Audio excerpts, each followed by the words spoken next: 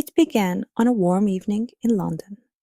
The negotiations had ended and the city lay blanketed in a serene hush. But within me, peace was elusive. My chest churned with restlessness.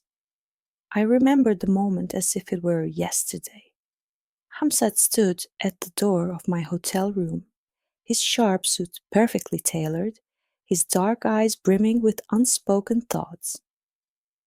"Auntie Aisha, you look like you could use a drink," he said, his voice smooth and rich like silk. I forced a smile, concealing the nervous tremor that prickled my skin. Hamzat, my stepson.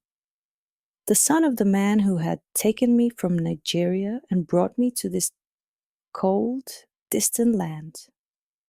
Yet, despite the shared bloodline between him and my husband, there was something about him, something different, something that pulled me in whether I wanted it to or not. At first, I dismissed it as foolishness, a fleeting fancy, but the feelings refused to fade. I thought about his smile, the way his lips curved just slightly when he spotted me across the room. I thought about the moments I caught him watching me, his gaze far from innocent. It wasn't the way a son should look at his stepmother. It was the way a man looks at a woman. It was dangerous, I knew that much. But the danger only made it harder to resist. That night, after a few drinks, the air between us shifted. It grew thick with an unspoken tension. His eyes locked onto mine, intense and unrelenting, and I knew then we were teetering on the edge of something we could never undo. "Let's go for a walk," he murmured, his voice low and magnetic. Outside the night air was cool, and the city lights flickered like distant stars. But I felt flushed, like fire coursed through my veins, threatening to consume me. It no longer felt like a matter of choice, more like inevitability. When he reached for my hand, I didn't pull away. I knew it was wrong. Every fiber of my being screamed that it was wrong. But desire drowned out reason. I wanted this. I wanted him. In the silence of that night, amidst London's sleeping streets, everything between us changed. We walked through the quiet avenues, the world around us still and dreaming, yet my heart pounded like a drum at a festival. His hand was warm and strong, his touch igniting sparks that danced over my skin. "Auntie Aisha," he said softly, his voice layered with meaning. "Why do you always call me Hamzat, as if I'm just your stepson? Don't you see me as something more?" His words lingered in the air, heavy and unrelenting, like the smoke curling from a dying candle. I couldn't find an answer. How could I? How could I admit that the boy who once called me auntie had become the man who now made my heart ache with longing? How could I confess that every stolen glance set my soul alight with desire? I buried my words deep inside and didn't answer. I just stood there, feeling the chill of the night air as I struggled to steady my breath. He was inches away now, close enough that I could smell the faint, intoxicating notes of his cologne and feel the heat radiating from his body. For a long moment, neither of us spoke. We stood in silence, suspended in a charged stillness, both fully aware of what was unfolding, but unwilling to break the fragile tension. Then he leaned closer, his lips brushing lightly against my ear. "I've wanted this, Aisha, for so long," he whispered, his voice low and raw, sending a shiver down my spine. His words stirred something deep within me, something primal and uncontrollable. The rational part of me, the wife, the mother, the woman bound by duty, screamed to pull away, to declare this was wrong, that I was married to his father. But the desire burning inside me felt like an unstoppable force. Before I could process what was happening, his lips were on mine. At first, the kiss was soft, tentative, as if he was waiting for me to stop him. But I didn't. I couldn't. The kiss deepened, and for the first time in what felt like forever, I felt alive. My mind screamed warnings about the consequences, but my heart drowned out the noise, beating wildly as my fingers gripped his shirt, desperate, like clinging to the edge of a cliff. When we finally broke apart, breathless and trembling, he looked at me. His eyes held more than desire. There was something darker in them, something that whispered we'd crossed a line we could never uncross. Aisha, he said, his voice hoarse. What happens now? I wanted to run, to escape this madness and leave it all behind. But instead, I reached for him again, pulling him close. I don't know, I whispered, my voice unsteady. But I don't want this moment to end. We stood there, two people who should never have been in this position, caught in a dangerous dance of passion. The light of dawn was merciless. The rest of the night passed in clarity. By morning, as I opened my eyes, my heart sank under the weight of what we had done. Guilt surged through me like a tidal wave, drowning me in thoughts of betrayal. Beside me, Hamsat lay asleep, his arm draped lazily over my waist. I didn't move, I didn't dare. The silence in the room was deafening, each second stretching endlessly, mocking me with the enormity of my choices. How had I let it come to this? How had I allowed myself to be ensnared in this web of lies? My husband Sue was miles away in Abuja, navigating delicate negotiations, completely unaware of the storm brewing within his own home. The thought of him made my chest tighten.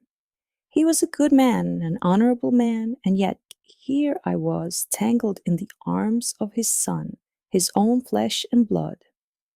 I told myself I had to leave. I had to end this. But as I shifted slightly, Hamsad's grip tightened, pulling me closer as if he wouldn't let me escape so easily. His lips brushed against my shoulder, and I froze. Auntie Aisha, he murmured, his voice thick with sleep but laced with intention. What happens now? I closed my eyes, my heart pounding as his hand traced slow, lazy circles on my back. This wasn't a fleeting mistake anymore. This wasn't a momentary lapse in judgment. This was real. I gently eased myself from his hold, not wanting to wake him fully. My thoughts were a whirlwind, emotions running rampant. What was I supposed to do now? I had tried so hard to maintain the distance, to protect both of us from this dangerous temptation. But in this distant city, surrounded by nothing but the hum of silence and the weight of our desires, we had fallen into something we could no longer control. I stood, my bare feet brushing against the cold floor as I looked down at him. He slept peacefully, his face relaxed, almost innocent. At that moment, he didn't look like the man who had shattered every boundary I had built around my life. I had betrayed my husband. It happened while he slept, oblivious to the world, unaware of the storm unraveling beside him. Hamzat, my stepson, was no longer just a distant figure in my life. When my husband woke, he would remember everything, and so would I. The thought was suffocating. I turned away, trying to collect myself. My hands trembled as I reached for my clothes, dressing hastily, as if the act itself could shield me from the chaos raging inside. When I was done, I turned back to Hamzat. He was awake now, his deep, knowing eyes fixed on me. His expression was soft, too soft, almost disarming. You can't just walk away from this, Aisha, he said quietly. His voice carried an emotion I couldn't quite place. Was it hope? Fear? Perhaps both. I know, I whispered, my voice shaking. But I have to. My breath hitched, and I shook my head. This This was a mistake. He sat up, the bed creaking under his weight. His gaze was intense, piercing, and though he looked hurt, there was something dangerous in his expression, something possessive. You think it was just a mistake? He asked. I couldn't answer because deep down I knew the truth. It wasn't just a mistake. It was something more, something I didn't have the strength to confront. My heart was in pieces, each fragment pulling me in opposite directions. I can't do this, I murmured, my voice barely audible. I turned to leave, but his voice stopped me mid-step. Auntie Aisha, he called, his tone heavy with quiet desperation. Don't you love me? Don't you feel anything for me? I froze, my hand gripping the doorknob. My heart pounded against my ribs. For the first time, I realized this wasn't just about a fleeting moment of passion. There was something deeper between us, something I couldn't name but couldn't ignore. Still, I couldn't bring myself to look back at him. I don't know what I feel, I finally said, my voice barely more than a whisper. But I can't keep doing this. With that, I opened the door and stepped out into the cold hallway. The silence of the hotel pressed against me like a crushing weight. Each step I took down the narrow corridor was heavy with regret. My mind raced. How had I let myself reach this point? How had it come to this?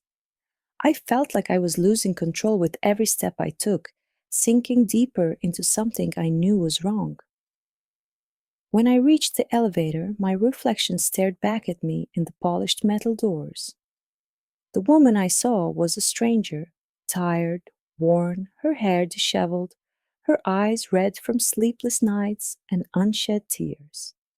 I didn't recognize her, and for a fleeting moment, I wondered who she had become. The ding of the elevator broke my thoughts, and the door slid open. I stepped inside and pressed the button for the lobby.